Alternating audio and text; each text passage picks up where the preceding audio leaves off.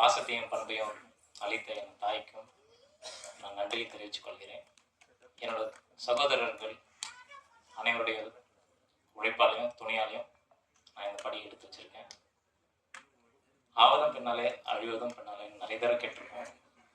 என் வாழ்க்கையில் என் சரிபாதியான என் மனைவி என்னை சரியாக புரிஞ்சு நல்லபடி எல்லா நேரங்களையும் எனக்கு உறுதுணையாக இருந்திருக்காங்க. சொல்லணும்னா 2023 திரு இயக்குனர் அருணும் அவருடைய நண்பரும் கார்த்திக்கும் என்னை சந்திக்க வந்தாங்க. வேலூரில் ஒரு சின்ன கேஃபேல பார்த்து பேசிகிட்டு இருந்தோம்.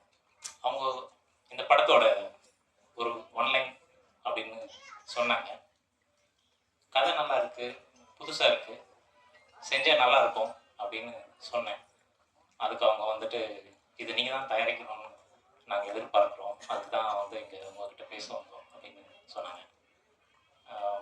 எனக்கு இது முதல் படம்னு யோசிக்கிற மாதிரி விஷயன்றதுனால நான் வந்து துணிச்சலாக அதை உடனேன்னு சொல்லிடல. சரிங்க நான் யோசிச்சு சொல்கிறேன் அப்படின்னு சொல்லிட்டு ஒரு 6 மாதங்கள் கடந்திருக்கும். அதுக்குள்ளே வந்து சரி என்னோட மனைவியோட நான் பேசினேன். இது மாதிரி வந்து அணுகியிருக்காங்க, எப்படி செய்யலாம் அப்படின்னு சொல்லிட்டு அவங்க வந்து இல்லைங்க நீங்கள் செய்யுங்க அப்படின்னு ரொம்பவே சப்போர்ட்டாக உடனே வந்துட்டு நீங்கள் செய்யலாம்னு சொல்லிட்டு சொன்னாங்க. அந்தளவுக்கு மனைவின்றது ரொம்பவே முக்கியமான பாத்திரம் வாழ்க்கையில். இந்த படமும் அந்த விஷயத்தை நிறைய தெரிவிக்கும்.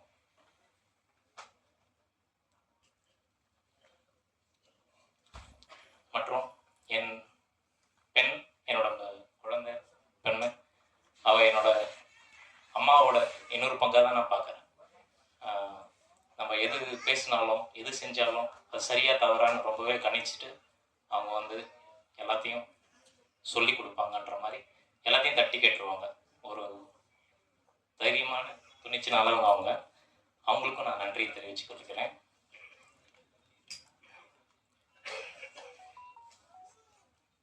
திரு கோகுல கிருஷ்ணன் இந்த படத்தோட தயாரிப்பு மேற்பார்வையாளர். அவர் இங்கே வரல, அவர் சிறு வேலைக்கு காரணமாக is not here. Actually is in Vellore only. அவர் எப்படின்னாக்கா நீங்கள் வந்து எள்ளுன்னா எண்ணெய் நிற்பார், அது மாதிரி அவர். நீங்கள் ஒரு விஷயம் சொன்னீங்கன்னா பார்த்துடலாம், செஞ்சிடலாம், அது மாதிரி இருப்பார். ஸோ நான் வந்து யோசிப்பேன், இந்த காலத்துலேயும் இது மாதிரி ஒரு துணிச்சலாக ஒரு சப்போர்ட்டாக இருக்கிற ஒரு மனிதனை பார்க்குறது ரொம்பவே அபூர்வம். அவர் இந்த படத்தோட முழு வேலைகளையும் செட்டாக இருக்கட்டும், மற்ற நீங்கள் படத்தில் பார்க்க போகிற காட்சி அமைப்புகள் எல்லாமே வந்து அவர் வந்து முன்ன நின்று சுலபமாக செஞ்சு கொடுத்துருக்காரு. பாடல்கள் இருக்கு, ஒரு ப்ராமிசிங்கான்னு சொல்லல, அப்படி ஒரு ப்ராமிசிங்கான பாடல்களும் இதுல எழுதியிருக்காங்க. தாரகை வானிலே தென்மழை சாரலே என்று தமிழோடு தன்னோட கவியையும் கலந்து கொடுத்த பாடலாசிரியர் பாலா அவர்களை உங்கள் முன் பேச அழைக்கிறோம்.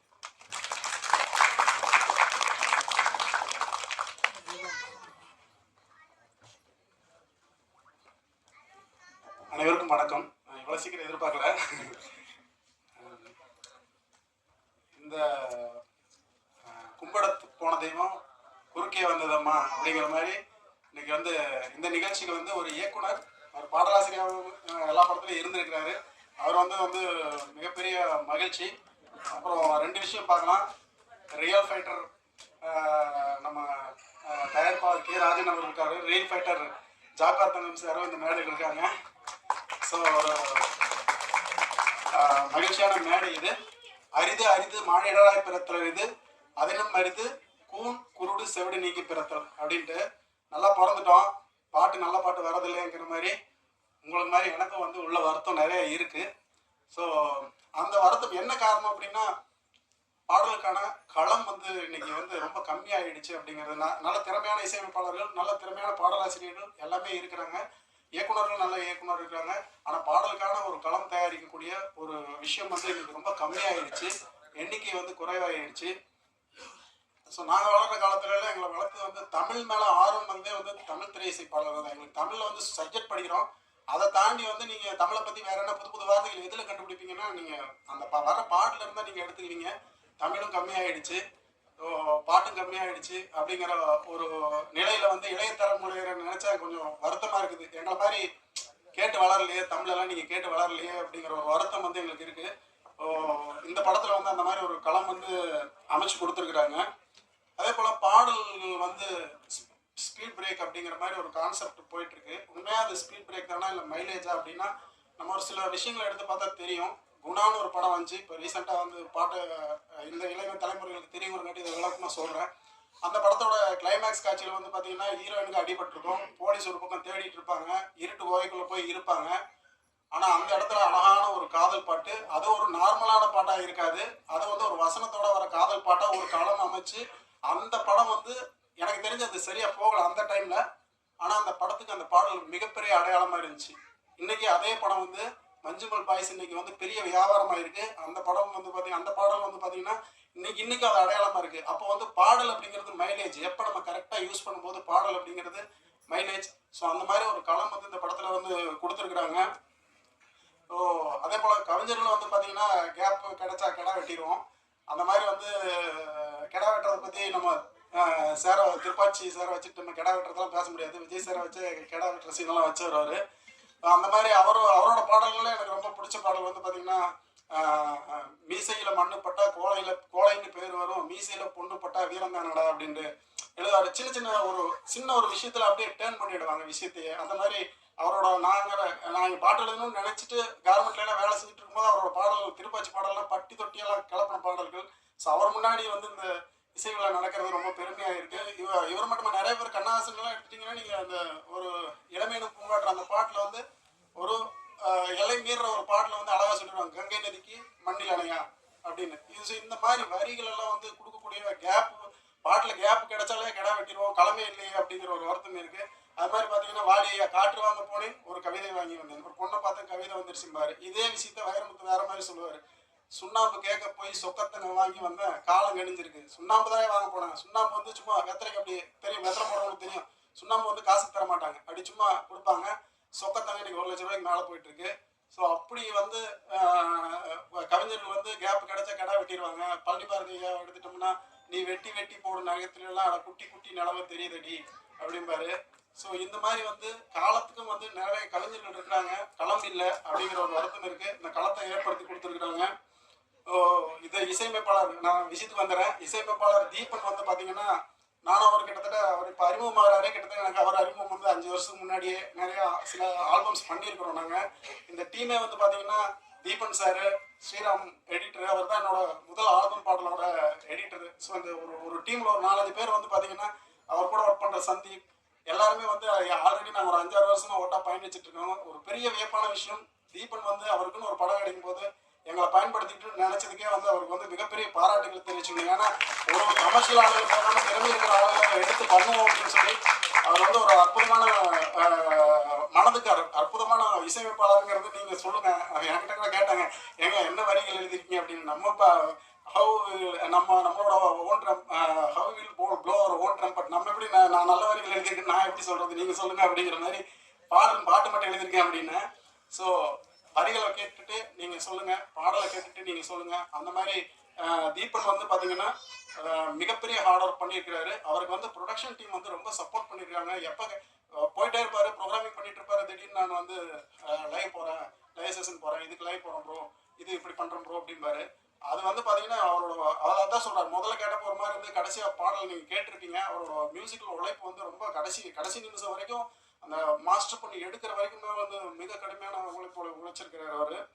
அதே போல் டைரக்டர் வந்து பார்த்தீங்கன்னா அவருக்கு வந்து நம்ம ஏதாவது ஒரு ஆல்டர்னேட்டிவ் லைன் கொடுத்தோம்னா அதையும் வைங்க அப்படிம்பாரு, இதே வைக்கல அப்படின்னு.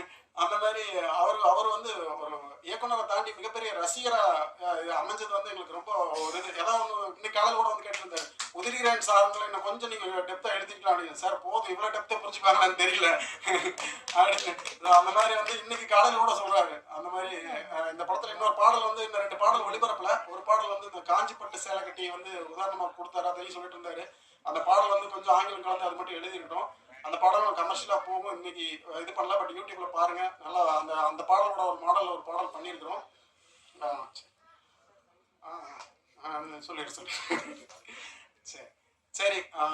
ஸோ அனைவருக்கும் நன்றி. இந்த விழாவுக்கு வந்து எங்களுக்கு எல்லாம் வாழ்க்கை வந்திருக்கும் அனைத்து விருந்தினருக்கும் நன்றி. வணக்கம். எல்லா பெரியவங்களுக்கும் பெரிய வணக்கம். இசையமைப்பாளராக இது வந்து எனக்கு முதல் படம். இந்த படம் கிடைக்கிறதுக்கு எனக்கு காரணமாக இருந்த என்னோட ப்ரொடியூசர், டைரக்டர், என்னோட பிரதர் ஸ்ரீராம், இவங்க மூலியமாக தான் இந்த படம் எனக்கு கிடச்சிது. ஸோ இந்த படத்தை வந்து ஸ்கிரிப்ட்லேருந்தே நாங்கள் ஒர்க் பண்ணிக்கிட்டு இருக்கோம். ரொம்ப ஸ்க்ராட்ச் ஒரு ஐடியாவாக சொன்னார், இதுதான் லைன் வரும், இந்த மாதிரி என்கிட்ட லைன் இருக்குது, நம்ம இந்த படமாக பண்ணலாமான்றது. அதுலேருந்து நாங்கள் ஒர்க் பண்ணிகிட்டு இருக்கோம். ஸோ இதுக்கு என்னென்ன மாதிரியான சாங்ஸ்லாம் வரும், என்ன மாதிரியான எந்தெந்த இடத்துல சாங்ஸ் வரும்னு அப்போவே நாங்கள் பிளான் பண்ணிவிட்டு, ஸோ அதுக்காக ஒரு ப்ரீ ப்ரொடக்ஷன்லேருந்தே நாங்கள் சாங்ஸ் ஒர்க் பண்ணிகிட்டு இருந்தோம். ஸோ அதனால தான் சாங் எனக்கு தெரிஞ்சு என்னோட பெஸ்ட் கொடுத்துருக்கேன் நான் நம்புகிறேன். ஸோ டைரக்டர் அண்ட் ப்ரொடியூசருக்கு ரொம்ப தேங்க்ஸ். அண்ட் என்னோட டெக்னீஷியன்ஸ் அண்ட் சிங்கர்ஸ். இந்த பாட்டை வந்து சைந்தவிகா, அப்புறம் சத்யபிரகாஷ், அப்புறம் சதீஷ் விஜய், அர்ச்சனா, அப்புறம் முகேஷ் அண்ணா அவங்கெல்லாம் பாடியிருக்காங்க. ஸோ ஒரு புது கம்போசர், நிறைய பெரிய சிங்கர்ஸ் வந்து பாடியிருக்காங்க. அது எனக்கு ரொம்ப பெரிய சப்போர்ட்டாக இருந்துச்சு. ஸோ அவங்க எல்லாத்துக்குமே ரொம்ப பெரிய தேங்க்ஸ். ஸோ அதுக்கப்புறம் வந்து பாட்டு எல்லாத்தையுமே எழுதின என்னோட கவிஞர், என்னோட பாடலாசிரியர் பாலாண்ணா. பாலாண்ணா வந்து என்னோட கெரியரில் வந்து ஒரு முக்கியமான ஒரு ஆள். ஏன்னா அவர் உள்ளே வந்ததுக்கப்புறம் என்னோட பாட்டோட ஒரு சவுண்டிங் மாறிச்சுன்னு நான் நம்புகிறேன். லிரிக்கலாக வந்து ஒரு மேஜிக் பண்ணி இன்ன வரைக்கும் நாங்கள் ட்ராவல் பண்ணிகிட்ருக்கோம். நிறையா கண்டிப்பாக ஒர்க் பண்ணுவோம். அடுத்த படத்துல அண்ணா ஒரு பாட்டு எழுதியிருக்காரு, அதை அப்புறம் சொல்கிறோம். இந்த இவ்வளோ குவாலிட்டியான மியூசிக் வந்திருக்கு. ஸோ இது வந்து என்னால் மட்டும்தான் நினச்சிங்கன்னா கண்டிப்பாக இல்லை, என்னோட டீம் இருக்காங்க. அண்ட் சஞ்சீவண்ணா, ஸ்டீவ் சார், கோமிஷனோட நான் கொஞ்சம் மேடிக் கூப்பிடணும் ஆசைப்படுறேன் சார். ப்ரொடியூசர் சார் சஞ்சீவண்ணா, ஸ்டீவ் கொஞ்சம் மேடிக் வரணும் சார்.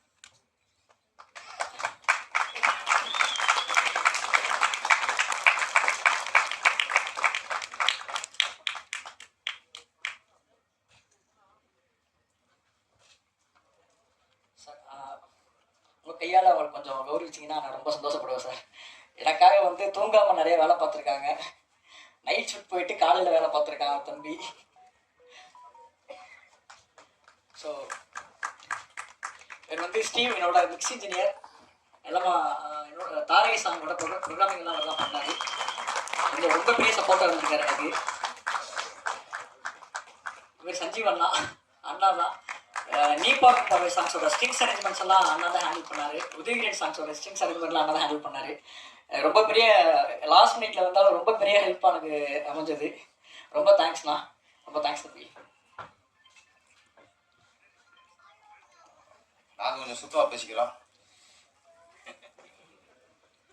ப்ரொடியூசர் இந்த அளவுக்கு வரும், இப்போ ரோலில் இன்னும் போயிட்டு இருக்கு. அப்படியே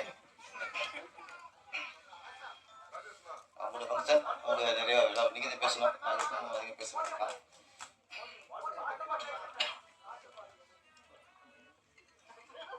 ப்ராமிஸ். சில இங்கிலீஷ் வார்த்தை வந்து அவங்களுக்கு இங்கிலீஷ் வார்த்தை தெரியாது, தமிழ் வார்த்தை மாதிரியே அவங்களுக்கு ஒரு புழக்கத்தில் இருக்கிறதுனால ப்ராமிஸுங்கிறது தமிழ் வார்த்தை ஆகி போச்சு. நல்ல டைட்டில் ப்ராமிஸ், நல்ல வார்த்தை, நல்ல டைட்டில். முன்னெல்லாம் நம்ம ஸ்கூலில் படிக்கிற காலத்தில் சத்தியங்கிற வார்த்தை ரொம்ப பவர்ஃபுல்லாக இருக்கும். ஏதாவது பேசும்போது அவங்களுக்கு பேசுறது பொய்ன்னு தெரிஞ்சா நீ சொல்ற உண்மையாக சொல்லும்போம், அது சாங்க சொல்லிடுவோம். சத்தியம்னு சொல்லுன்னா ஸ்ட்ரெஸ் ஆகிடும். அந்த வார்த்தைக்கு ஒரு பயம் இருக்கும். சத்தியம் பண்ணி சொல்லும் போது கொஞ்சம் தயக்கம், பயம். ஏன்னா நம்ம பொய்யும் போது சத்தியம் பண்ணுறது வராது. அந்த வார்த்தைக்கு ஒரு காலத்தில் பயம் இருந்துச்சு சத்தியம்னா. அப்போ சொல்லுவாங்க, அவனுக்கு சத்தியம்னா சக்கரை போட்டுப்பாங்க. இப்போ பொய்யா சொல்லுவாங்க, இல்லை எல்லாம் சத்தியம் சொல்லுவாங்க. அம்மாவோட சத்தியம், குழந்தையோட சத்தியம்பாங்க, பொய் சொல்லுவாங்க. அவங்க சொல்லுவாங்க இவனுக்கு சத்தியம்னா அவன் சக்கரை போட்டுப்பாங்க. சத்தியங்கிறது ஆமாம். படிக்கிற காலத்தில் உங்களுக்கு அவருக்கு தேட்டர் மட்டும் ஞாபகத்துக்கு இருக்குது, சத்தியம் தேட்டர் மட்டும் ஞாபகத்துக்கு வருது. எங்களுக்கு வாழ்க்கை ஞாபகம் வருது, அவருக்கு தேட்டர் ஞாபகம் வருது. படிக்கிறதுல டக்கு புக்கை வைப்பாங்க, புக்கில் அடிச்சு சொல்லி வைப்பாங்க. டக்கு பாய்க்கணும், எங்கள் புக்கில் சத்தியம் பண்ணால் படிப்பு வராமல் போயிருமோ பயம் இருக்கும். நம்ம திடீர்னு குழந்தை சத்தியம்பாங்க. பொய் சொல்லணும் தெரிஞ்சால் முன்னாடி ஃபஸ்ட்டு வேலை குழந்தை சத்தியம் குழந்தை மேலே ஒத்துக்குவான், சொன்னது பொய் தான் ஒத்துக்குவான். இந்த மாதிரி நிறைய விஷயங்கள் சத்தியம். இன்னைக்கு வந்து சத்தியத்துக்கு யாரும் பயப்படலை இன்னைக்கு. அதனால தான் இன்னைக்கு நிறைய வன்முறைகள், கற்பழிப்புகள், எங்கே செய்தி பார்த்தாலும் ரொம்ப நாடு மோசமாக போயிட்டு இருக்கு. சில வீடியோவில் பார்க்க முடியாத அளவுக்குலாம் வன்முறைகள் அப்படி இருக்கு. அது சத்தியம் வந்து கொஞ்சம் கம்மியாக போச்சு இன்னைக்கு. அந்த டைட்டில் வச்ச நம்ம இயக்குனர் அருண்குமார் சேரனுக்கு நன்றி சார்.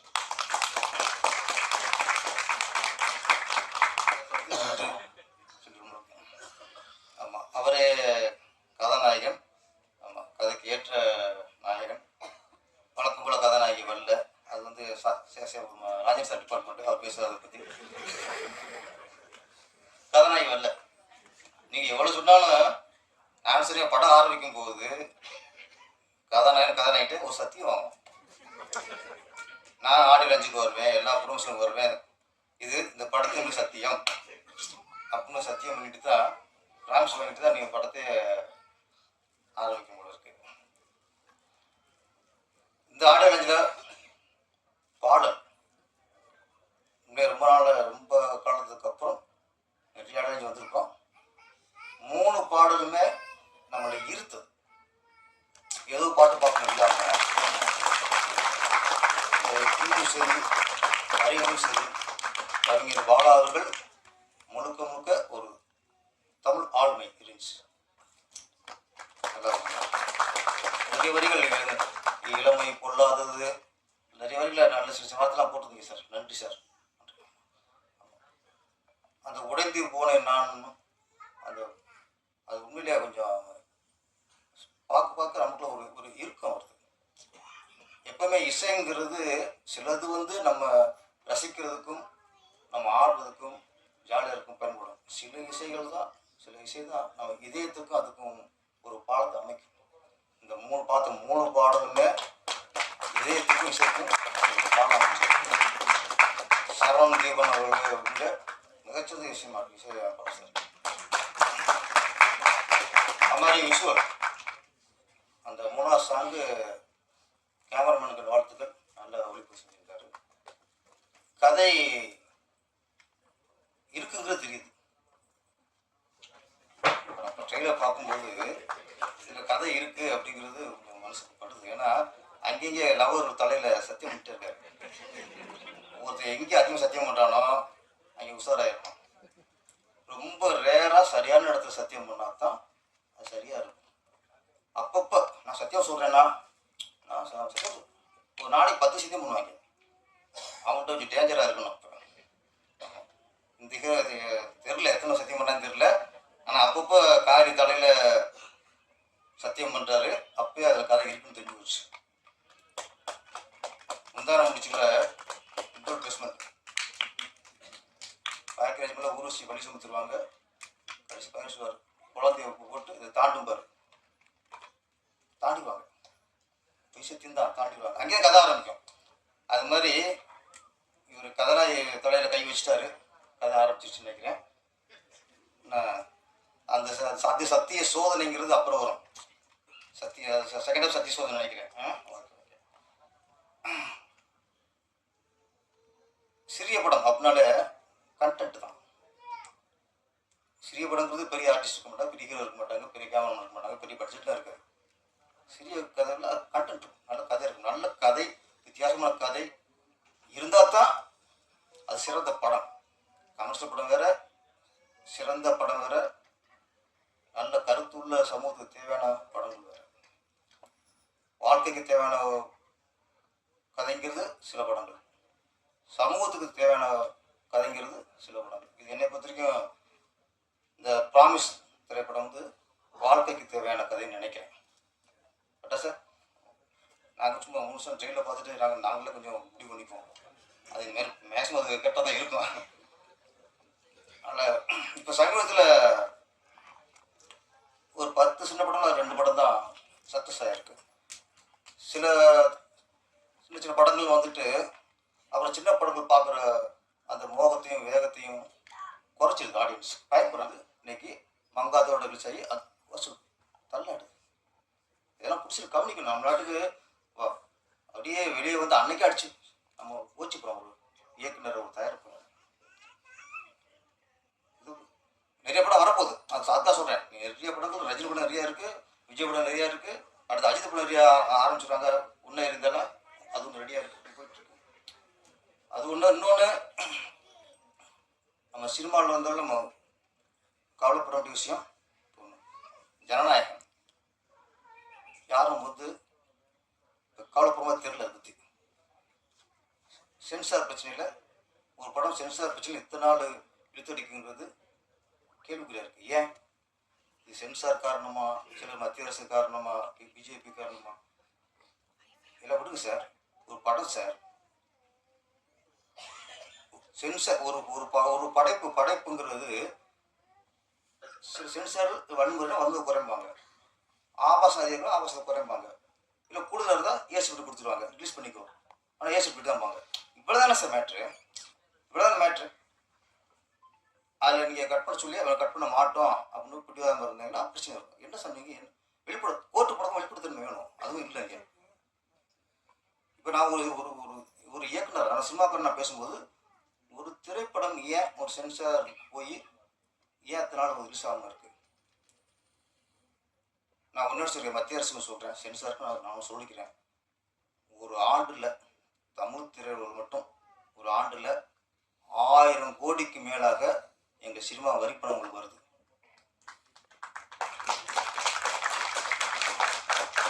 டிக்கெட்டில் முடிச்சுக்கலாம், டிக்கெட்டில் மட்டுமே உங்களுக்கு 1000 கோடிக்கு மேலே வருது.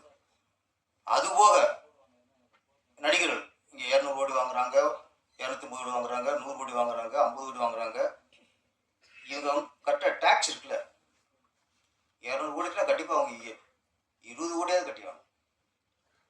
இவங்க கட்ட நடிகைகள் டைரக்டர்கள் இவங்க கட்டுற டேக்ஸும் 1000 கோடிக்கு மேலே உங்களுக்கு வருது, கூட வரும் சார். அப்போது எங்கள் திரையுலகை பொறுத்த வரைக்கும் வருஷத்தில் உங்களுக்கு ஆயிரக்கணக்கான கோடி வரி பணம் சென்று கொண்டு வருது. அந்த பணத்தில் தான் சென்சார் ஆஃபீஸருக்கும், சென்சார் உறுப்பினருக்கும், சென்சார் அமைப்புக்கும் சம்பளம் தராங்க. எங்கள் பணம் அதை நீங்கள் மனசில் வைக்கணும் சார், ப்ளீஸ். ஒரு படத்தை இந்த அளவுக்கு நீங்கள் ஒரு பண்ணக்கூடாது. உடனடி சிலோட உடனடி தீர்வு வேணும். என்ன பிரச்சனை? விழுப்புரத்தில் வேணும்ல. ஒரு திரைப்படத்தை ஏன் இவ்வளவு ஒரு மாதம் கூட முடிவு வரணும்? இன்னும் மத்திய அரசும் சிந்திக்கணும், சென்சார் தயவுசு சிந்திக்க. ஒரு படத்தை வந்து ஒரு சென்சாருங்கிறது நீங்கள் உங்கள் தணிக்கைக்குள்ள தான், சிலது தனிச்சு விட்டுருவீங்க, கட் பண்ணி தூக்குங்க, வேணாம் இதான் மேட்ரு, அதை சொல்லிட்டு முடிவுக்கு வர முடியாது. இது என்னன்னா, நம்ம ஜனநாயகத்து படத்துக்கு தான், விஜய் படத்துக்கு தான் அப்படின்ட்டு மற்றவங்க சும்மா இருக்கக்கூடாது. நாளைக்கு நமக்கும் வரும். நமக்கும் எல்லாரையும் நான் போய் மீட் பண்ணிட்டு வந்தேன். ஸோ அப்படிதான் எனக்கு எல்லாரும் பழக்கம். என்னோட நண்பர்கள், என்னோட க்ரூன்னு சொல்கிறத விட என்னுடைய தம்பிகள், அண்ணன்கள் தான் இங்கே இருக்காங்க. ஸோ முதல்ல விழாநாயகன் சரவண தீபன், மியூசிக் கம்போசர். எனக்கும் தீபனுக்கும் கிட்டத்தட்ட ஒரு 12 வருஷம் நட்பு. ஸோ அதே மாதிரி தான் பாலாண்ணா, அவரும் எனக்கும் அப்படி தான் lyricist. So Manikandan brother, DI colourist. Arun Rajendran, அவர் தான் publicity designs plus associate editing எல்லாமே அவர் தான் பண்ணாங்க. சதீஷ் சிங்கர். ஸோ எல்லாத்துக்குமே இங்கே வந்திருக்கவங்களுக்கு நான் எல்லாத்தையுமே வந்துட்டு இன்வைட் பண்ண முடியல. ஸோ நான் ஜஸ்ட் வந்துட்டு ஃபார்வர்ட் மெசேஜ் தான் பண்ணேன். எனக்காக வந்துட்டு எல்லாரும் வந்தீங்க, ரொம்ப தேங்க்ஸ், தேங்க்யூ. லெனின் அண்ணா, தேங்க்யூ.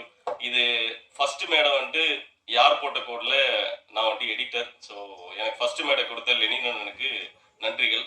இது எனக்கு 2வது மேடை. நாகராஜ் சாருக்கும் டைரக்டர் அருண் சேகரனுக்கும் வாழ்த்துக்கள், நன்றிகள். சரி, தேங்க்யூ. எனது ஊடக உறவுகளுக்கு என்னுடைய இனிய மதிய வணக்கம். ரொம்ப மகிழ்ச்சியான விஷயம் அது. 25 வருஷம் கடந்துட்டோம் அப்படின்னு சொல்லும்போது எனக்கு கிடுக்குன்றது.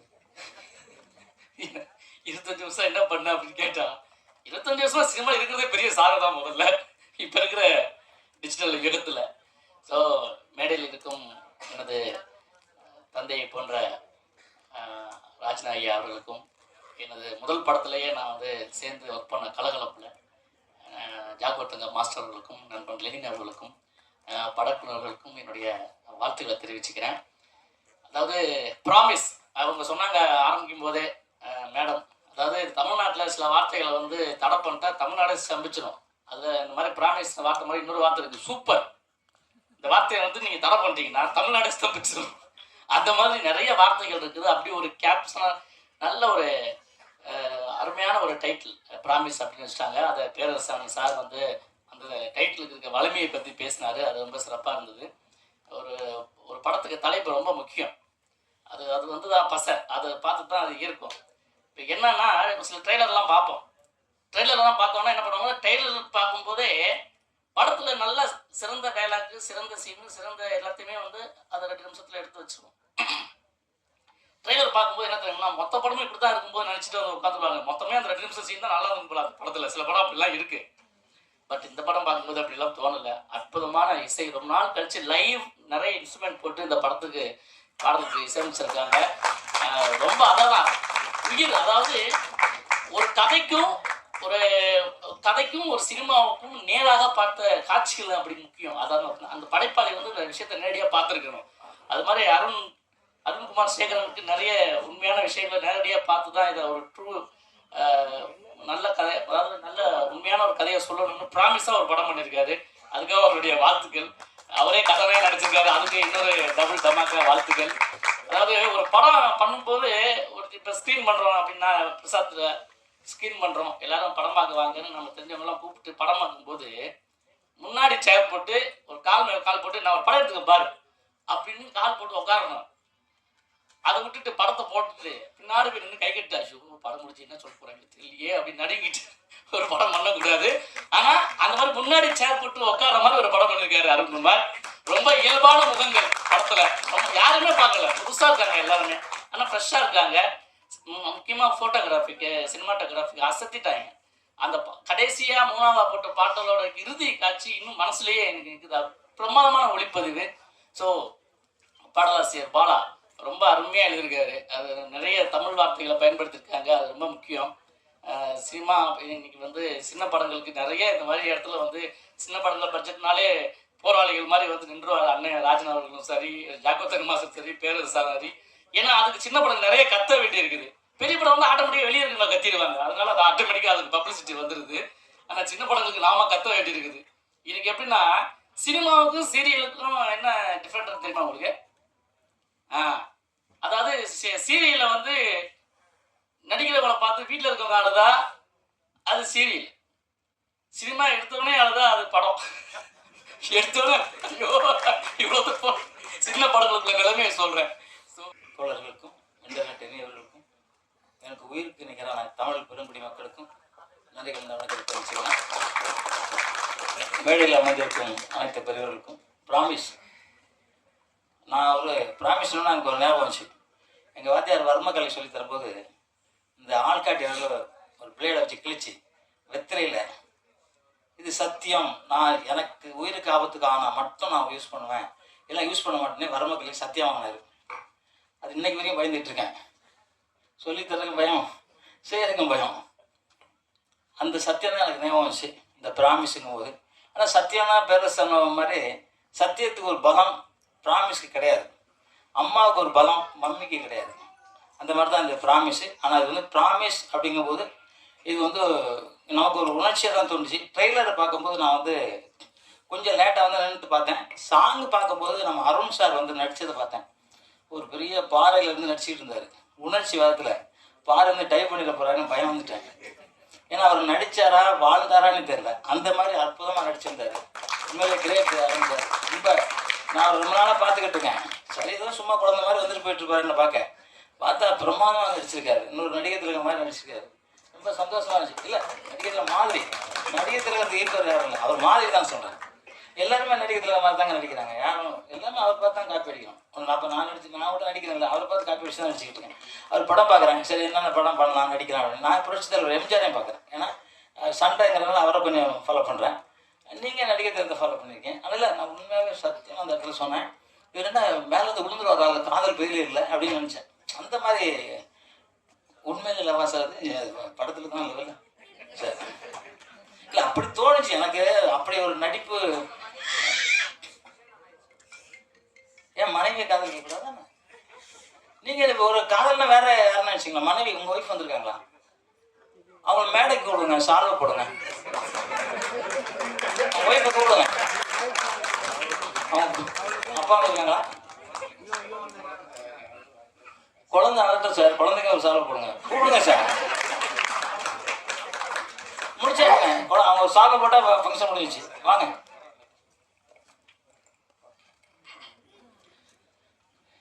எனக்கு பதிலாக ஆரம்பத்தில் ரொம்ப லென்த்தாக பேசிட்டார், நிறைய விஷயங்கள் சொல்லிட்டார் அவரே. ஸோ பார்த்தீங்கன்னா நான் கொஞ்சம் ஷார்ட்டாக பேசிடுறேன், போர் அடிக்க மாட்டேன். இங்கே வருகை தந்திருக்கும் அனைவருக்கும், பத்திரிகையாளருக்கும், நண்பர்களுக்கும், எங்கள் டீம் சார்பாக அழைப்பு ஏற்று வந்த ஒவ்வொருத்தருக்கும் என் மனமார்ந்த நன்றிகள். அதாவது என்ன மாதிரி புதுமுக இயக்குநர்கள் இங்கே தொடர்ந்து வந்துட்டுருக்காங்க, அவங்களுக்கு சப்போர்ட் செஞ்சிட்ருக்காங்க அப்படின்னா Perarasu sir, R V Udhayakumar sir, K Rajan sir, இன்னும் நிறைய இயக்குநர்கள் தொடர்ந்து ஊக்குவிச்சு சப்போர்ட் பண்ணிகிட்டு இருக்காங்க. ஏன்னா இப்போ வந்து பேரரசு சார் நிறைய சொன்னார், அந்த மாதிரி நான் அவங்களுக்கான பெரிய ப்ரொமோஷன்ஸ் இருக்குது, எல்லாமே இருக்குது. எங்களை மாதிரி புதுமுக இயக்குநர்கள், புது ப்ரொடியூசருக்கெல்லாம் வந்து எங்களுக்கு தூக்கி விட ஒரு பர்சன்ஸோ இல்லை ப்ரொமோஷன்ஸோ, நாங்கள் யாராவது ஒரு சின்ன யூடியூப் சேனல் போனால் கூட ஆர்டிஸ்ட் கேட்குறாங்க, இதுக்கு முன்னாடி அப்படின்ற ஒரு அனுபவம் அதெல்லாம் எல்லாமே கேட்குறாங்க. ஸோ அப்படி எங்களுக்கு ஒரு அடையாளத்தை தொடர்ந்து எங்களை மாதிரி வரக்கூடிய எல்லாருக்குமே ஒரு அறிமுகம் கொடுத்துட்ருக்கு. அவங்களுக்கு என்னோட மனமார்ந்த நன்றி சார். தொடர்ந்து நீங்கள் இதை செய்யணும்.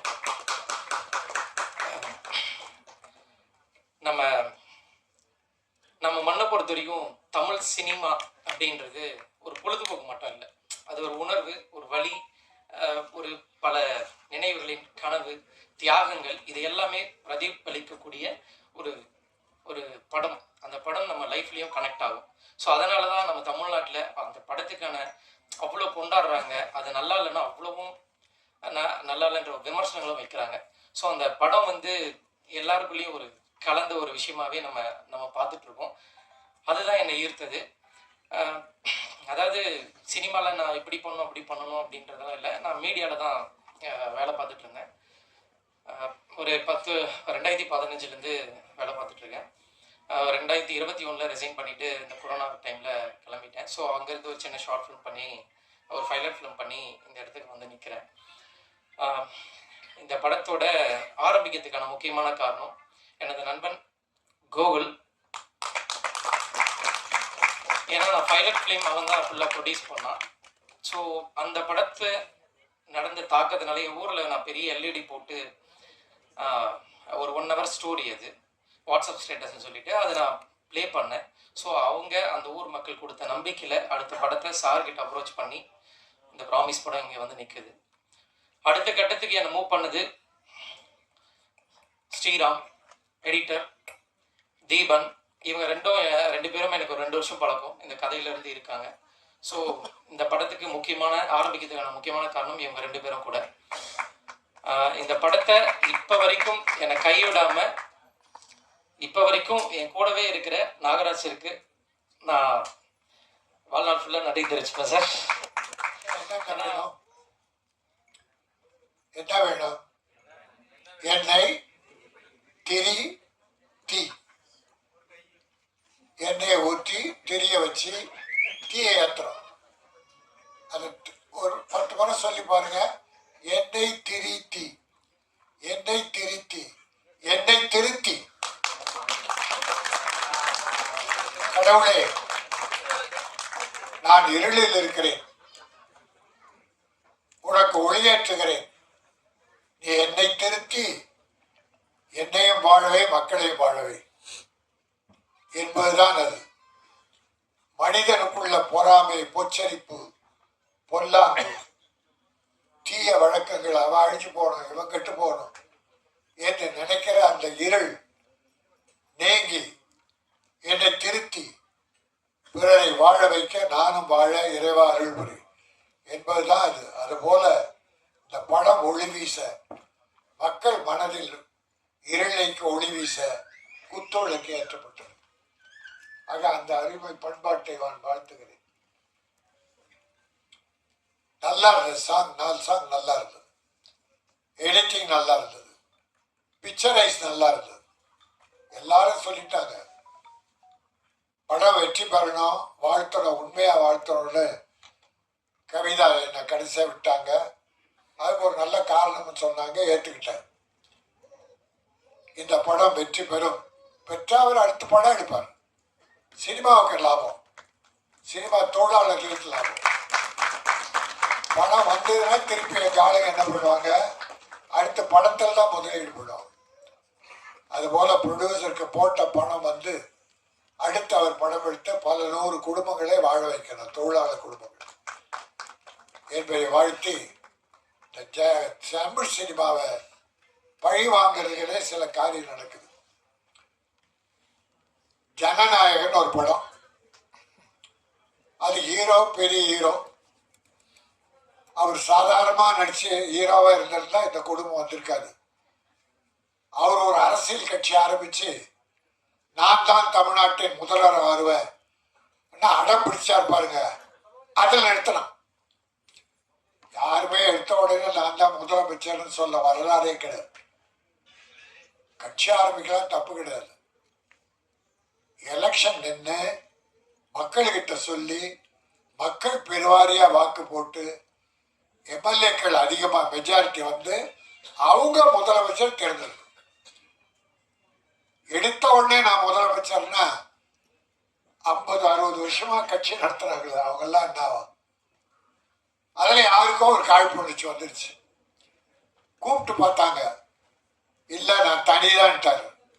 தனிதானே, ஜனநாயகத்தை பார்த்துக்கிறேன். அது இந்திய ஜனநாயகம். அதாவதுங்க, ஒரு படம் முழுசா எடுத்து யார் ஹீரோ எந்த கட்சியெல்லாம் நான் பேச வரல. தமிழ் சினிமா நிலை என்ன, ஒரு படம் எடுத்து முடிச்சாச்சு, அது 400 கோடி 500 கோடியா தெரியாது. ஹீரோவுக்கு மட்டும் 250 கோடி, ஒரு 100 கோடியில படம் 350 கோடி இருக்கும், அவ்வளவுதான். ரைட். ஒரு முதலாளி ஒரு தயாரிப்பாளர் பண்ணா, இப்ப கஷ்டம் யாருக்கு? தயாரிப்பாளர். ஹீரோக்கள் பணம் வரலன்னு வருத்தப்படலாம், ஆனா பணம் வரலன்னு கஷ்டப்படுறாரா? பணம் வாங்கிட்டாரு, எப்போ கொடுத்துட்டாங்க, அதனால அவரு கஷ்டம் இல்லை. ஆனா பணம் போட்ட முதலாளி எங்க தயாரிப்பாளர் அவஸ்தப்படுறாங்க. ஊட்டிதான் டிசம்பர் 19 படம் பார்த்துடுறாங்க, 22 சர்டிஃபிகேட் கொடுக்குறேன், கட்டெல்லாம் கொடுக்குறாங்க. 24 கட்டு கொடுத்தாச்சு. 24ஆம் தேதி சர்டிஃபிகேட் வரும்னு நம்பினா பதிலே இல்லை.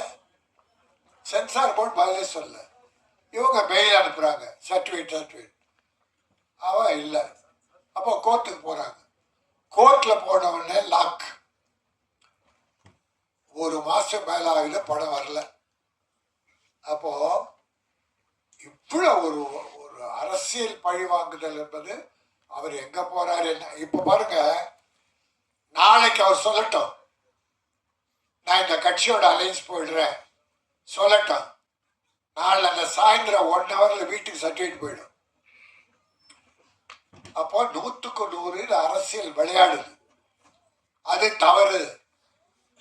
சினிமா உலகை பழிவாங்காதீர்கள். அவருக்கு குரல் கொடுத்தாங்கன்னா யாரும் கொடுக்கல. ஏன்னா மற்றவங்களுக்கு கஷ்டம் வரும்போது அவர் யாருக்கும் குரல் கொடுக்கல, அவர் யாருக்கும் கொடுத்ததில்லை. அதனால இப்ப எல்லாரும் அவரை விட்டார். அதனால அவருடைய தைரியத்தில் அவர் தான் இனி வெற்றி பெறணும், தயாரிப்பாளர் காப்பாற்றணும். ஆகவே நான் எந்த அரசானாலும், இது மத்திய அரசு தான் காரணம், மாநில அரசு மேல சொல்ற அர்த்தமே இல்லை. முதலமைச்சரே ஒரு ட்வீட் போட்டிருக்காரு, இந்த மாதிரி பழி வாங்கக்கூடாது என்று அவரே எதிர்ப்பு தெரிவிச்சிருக்காரு. ஆகவே இது எந்த அரசானாலும் இந்த ஜனநாயகத்தை விரைவில் விஷயத்தை முடிச்சு, கோர்ட்டு மேட்டை முடிச்சு அந்த படம் ரிலீஸ் ஆகி ப்ரொடியூசர் காப்பாற்றப்பட வேண்டும். அதான் என் நோக்கம், வேற நோக்கம் இல்லை. அடுத்த ஒரு படம் தயாரித்து ஆயிரக்கணக்கான தொழிலாளருக்கு வேலை கொடுக்கணும். அந்த நோக்கத்தோடு தான் நான் சொல்லுகிறேன், ஜனநாயக படம் விரைவில் வெளியாக வேண்டும். உங்கள் அரசியலுக்காக சினிமாவை பழிவாங்காதீர்கள் என்று பொதுவாக சொல்லி, இந்த ப்ராமிஸ், சத்தியம், உண்மை, மெய், சத்தியமாக சொல்லுகிறேன், இந்த படம் வெற்றி பெற வாய்ப்பு இருக்கிறது.